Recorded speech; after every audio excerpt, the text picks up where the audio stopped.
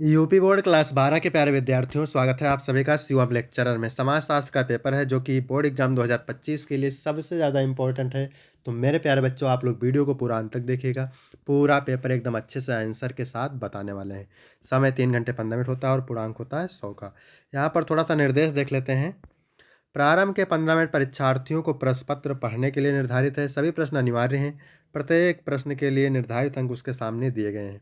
प्रश्न संख्या 1 से 10 तक बहुविकल्पीय प्रश्न है। 1 नंबर के प्रश्न संख्या 11 से 20 तक अति लघु उत्तरीय प्रश्न है, ठीक है, जिनका प्रत्येक उत्तर लगभग 25 शब्दों में देना है। प्रश्न संख्या 21 से 26 तक लघु उत्तरीय प्रश्न है, जिनका प्रत्येक उत्तर लगभग 50 शब्दों में। और प्रश्न संख्या 27 से 29 तक दीर्घ उत्तरीय प्रश्न है, जिनका प्रत्येक उत्तर लगभग 150 शब्दों में देना है। तो सभी लोग वीडियो को लाइक कर देंगे, चैनल पर नए होंगे चैनल को सब्सक्राइब कर देंगे, शेयर कर देंगे। चलिए शुरू करते हैं। सबसे पहले बहुविकल्पीय प्रश्न। इसमें प्रश्न नंबर 1 है, ब्रह्म समाज की स्थापना कब हुई थी? 1825, 1826, 1827 या फिर 1828? तो ब्रह्म समाज की स्थापना हुई थी 1828 में, और ब्रह्म समाज के संस्थापक थे राजा राम मोहन राय।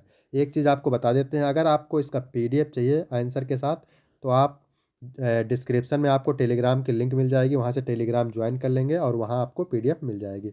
इसके बाद मेरे प्यारे बच्चों, दूसरा नंबर है, प्रभु जाति यानी प्रबल जाति जिसको कहते हैं, की अवधारणा किसने दी? एस.सी. दुबे, एम.एन. श्रीनिवास, योगेंद्र सिंह, इनमें से कोई नहीं। तो श्रीनिवास हो जाएगा, ठीक है, एम.एन. श्रीनिवास। इसके बाद तीसरा नंबर है, उपनिवेशवाद का संबंध किससे है? पूंजीवाद से, साम्राज्यवाद से, समाजवाद से या फिर साम्यवाद से? तो साम्राज्यवाद से, ठीक है, उपनिवेशवाद का संबंध है साम्राज्यवाद से। 4 नंबर है, सत्य शोधक समाज की स्थापना किसने की? राजा राम मोहन राय, सावित्री बाई फुले, दयानंद सरस्वती या फिर ज्योतिबा फुले? तो सत्य शोधक समाज के संस्थापक थे ज्योतिबा फुले, ठीक है। इसके बाद 5 नंबर है, भारत में हरित क्रांति के जनक कौन थे? नारमर बोरलाग, महात्मा गांधी, राजा राम मोहन राय, एम.एस. स्वामीनाथन? तो यहाँ पर एम.एस. स्वामीनाथ सही हो जाएगा, एम.एस. स्वामीनाथन, ठीक है, भारत में हरित क्रांति के जनक थे। इसके बाद 6 नंबर है, औद्योगिकरण से क्या लाभ होता है? राष्ट्र आत्मनिर्भर बनता है, बिल्कुल। औद्योगिकरण से राष्ट्र आत्मनिर्भर बनता है। अंधविश्वासों का अंत होता है, बिल्कुल ये भी सही है। व्यापार में तथा राष्ट्रीय आय में वृद्धि होती है। तो यहाँ पर तीनों सही है, तो आपका डी ऑप्शन करेक्ट हो जाएगा। वीडियो अच्छा लग रहा हो वीडियो को लाइक करेंगे, चैनल को सब्सक्राइब कर देंगे और शेयर जरूर करेंगे। विश्व व्यापार संगठन की स्थापना कब हुई थी? 1955, 1956, 1995, 1958? तो विश्व व्यापार संगठन की स्थापना हुई थी 1995 में, आपका सी करेक्ट हो जाएगा। इसके बाद है 8 number question, all India radio की स्थापना कब हुई? तो ऑल इंडिया रेडियो की स्थापना हुई थी कब? 1936 में। 1936 में ऑल इंडिया रेडियो की स्थापना हुई थी। इसके बाद 9 नंबर है, चिपको आंदोलन के जनक कौन थे? सुंदरलाल बहुगुणा, मेधा पाटकर, महात्मा गांधी, अमृता देवी? सुंदरलाल बहुगुणा चिपको आंदोलन के जनक थे। इसके बाद 10 नंबर क्वेश्चन है, निम्नलिखित में से कौन एक समुदाय नहीं है? हिंदू समुदाय है, मुस्लिम समुदाय है, जनजाति समुदाय है? भीड़ नहीं है, तो भीड़ आपका ऑप्शन सही हो जाएगा, ठीक है। अब यहाँ हम बात करेंगे अति लघु उत्तरीय प्रश्न की। तो उत्तर आपको 25 शब्दों में देना है और प्रत्येक उत्तर के लिए 3 अंक मिलेंगे। तो आप इन सभी प्रश्नों को तैयार करेंगे, बिल्कुल एग्जाम में छपने वाले प्रश्न हैं। नागरिक समाज से क्या तात्पर्य है? नागरिक समाज से तात्पर्य ऐसे संगठनों, संस्थाओं और व्यक्तियों के समूह से है जो सरकार और निजी क्षेत्र से स्वतंत्र होकर सामाजिक हित में कार्य करते हैं। इसके बाद है 12 नंबर, क्या कह रहा है? जीवन प्रत्याशा का क्या अर्थ है मेरे प्यारे बच्चों? तो जीवन प्रत्याशा का अर्थ है किसी व्यक्ति या समूह के औसत जीवन काल का अनुमान, जो स्वास्थ्य, जीवन शैली और सामाजिक आर्थिक परिस्थितियों पर निर्भर करता है। इसके बाद है 13 नंबर प्रश्न, ये क्या कह रहा है? अनुसूचित जात की 3 समस्याएं बताइए। तो अनुसूचित जात की 3 प्रमुख समस्याएं निम्न है। पहली समस्या है सामाजिक भेदभाव, इसमें जातीय पूर्वाग्रह और छुआछूत जैसी प्रथाएं आती हैं। शैक्षिक और आर्थिक पिछड़ापन, शिक्षा और रोजगार के अवसरों की कमी होना। तीसरा है सामाजिक अत्याचार यानी हिंसा, शोषण और असमानता का सामना। इसके बाद है 14 नंबर, बाजार क्या है? तो बाजार वह स्थान है जहाँ खरीदार और विक्रेता वस्तुओं, सेवाओं या विचारों का आदान प्रदान करते हैं, या भौतिक या डिजिटल रूप में हो सकता है। इसके बाद है 15 नंबर, क्या कह रहा है? जाति और वर्ग में अंतर स्पष्ट कीजिए। तो जाति जन्म आधारित स्थिर व्यवस्था है, जबकि वर्ग आर्थिक स्थिति पर आधारित गतिशील प्रणाली है। जाति सांस्कृतिक, वर्ग आर्थिक और पेशेवर पहचान पर केंद्रित होता है। इसके बाद 16 नंबर है, क्या कह रहा है? सत्तावादी राज्य क्या है? सत्तावादी राज्य वह है जहाँ सत्ता एक व्यक्ति या समूह के हाथों में केंद्रित होती है। इसमें नागरिक स्वतंत्रताएं सीमित होती हैं और विरोध सहन नहीं किया जाता। इसके बाद 17 नंबर क्या कह रहा है? सामाजिक परिवर्तन को स्पष्ट कीजिए। सामाजिक परिवर्तन से तात्पर्य समाज की संरचना, मूल्यों, व्यवहार या संस्थाओं में होने वाले कार्मिक या त्वरित परिवर्तनों से है, जो प्रगति या सुधार ला सकते हैं। इसके बाद है 18 नंबर क्या कह रहा है? आर्थिक सुधार किसे कहते हैं? तो आर्थिक सुधार उन नीतियों और प्रक्रियाओं को कहते हैं जो अर्थव्यवस्था को अधिक कुशल, प्रतिस्पर्धी और स्वतंत्र बनाने के लिए लागू की जाती हैं, जैसे उदारीकरण, निजीकरण और वैश्वीकरण। इसके बाद है 19 नंबर क्या कह रहा है? दलित वर्ग की प्रमुख समस्याएं क्या है? दलित वर्ग की प्रमुख समस्याएं निम्न है। पहला है सामाजिक भेदभाव, छुआछूत, जातगत हिंसा और असमानता, शैक्षिक और आर्थिक पिछड़ापन इसमें, शिक्षा, रोजगार और संसाधनों की कमी, सामाजिक बहिष्कार इसमें सामाजिक, राजनीतिक और सांस्कृतिक अधिकारों से वंचित रहना।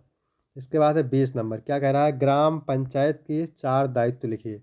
तो ग्राम पंचायत के 4 दायित्व निम्न है। पहला है गांव के विकास कार्यों की योजना बनाना। दूसरा है स्वच्छता और पर्यावरण की देखभाल करना। तीसरा है सार्वजनिक सुविधाओं का प्रबंधन करना। चौथा है सामाजिक न्याय और सुरक्षा सुनिश्चित करना। इसके बाद है लघु उत्तरीय प्रश्न, ठीक है। तो 50 शब्दों में आपको उत्तर देना ही है। जनसांख्यिकी क्या है?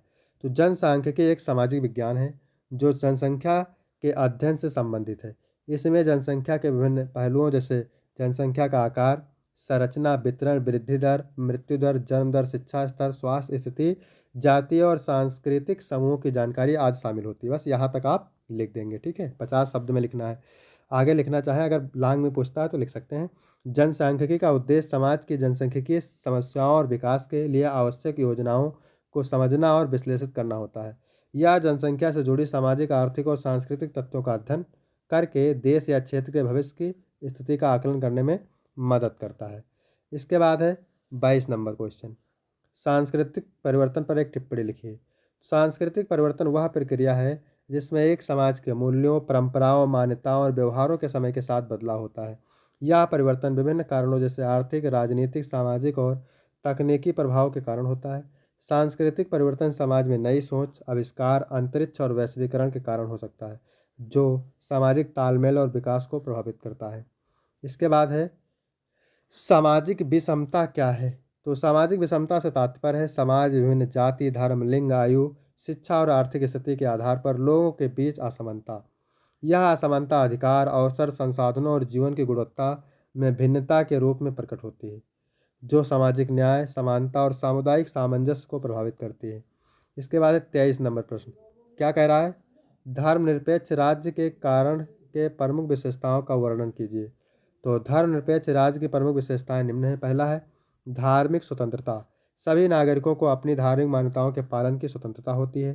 दूसरा है राजनीतिक तटस्थता, सरकार किसी एक धर्म के प्रति पक्षपाती नहीं होती। इसके बाद तीसरा है धार्मिक विविधता की स्वीकृति, विभिन्न धर्मों के बीच समान और सहिष्णुता।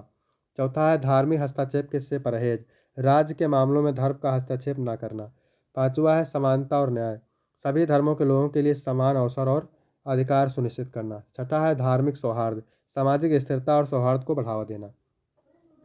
इसके बाद 25 नंबर है भारत में पिछड़े वर्गों की समस्याओं की विवेचना कीजिए। तो भारत में पिछड़े वर्गों की प्रमुख समस्याएं निम्न है। पहला है आर्थिक पिछड़ापन, शिक्षा, रोजगार और धन के सीमित अवसरों के कारण आर्थिक तंगहाली। दूसरा है जाति ग्रह पूर्वग्रह और छुआछूत के चलते सामाजिक बहिष्कार का सामना करना। इसके बाद अगला है शैक्षिक असमानता, गुणवत्तापूर्ण शिक्षा की कमी और सरकारी स्कूलों में पढ़ाई के कमजोर अवसर। स्वास्थ्य सेवाओं की कमी, स्वास्थ्य सुविधाओं तक सीमित पहुंच और कुपोषण की समस्या। राजनीतिक प्रतिनिधित्व की कमी, स्थानीय और राष्ट्रीय स्तर पर राजनीतिक भागीदारी का अभाव। इसके बाद है 6 क्या कह रहा है? सामाजिक सुरक्षा की कमी, सार्वजनिक योजनाओं और कल्याणकारी उपायों से वंचित रहना। इसके बाद है 26 नंबर, ये क्या कह रहा है?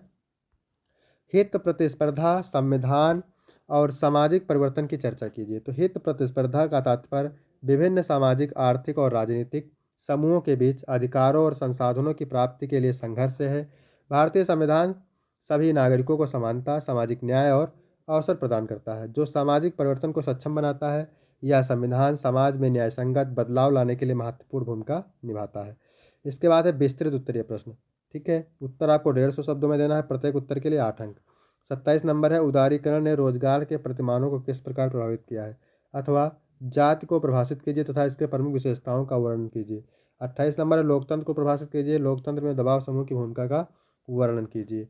इसके बाद है अथवा करके दिया हुआ है, सामाजिक आंदोलन का क्या अर्थ है, इसके प्रकारों की विवेचना कीजिए। 29 नंबर है, भारत में सामाजिक परिवर्तन के कारणों एवं परिणामों की विवेचना कीजिए। अथवा जनजातीय आंदोलन से आप क्या समझते हैं, सरकार द्वारा जनजातियों के हित में किए गए प्रयत्नों का उल्लेख कीजिए।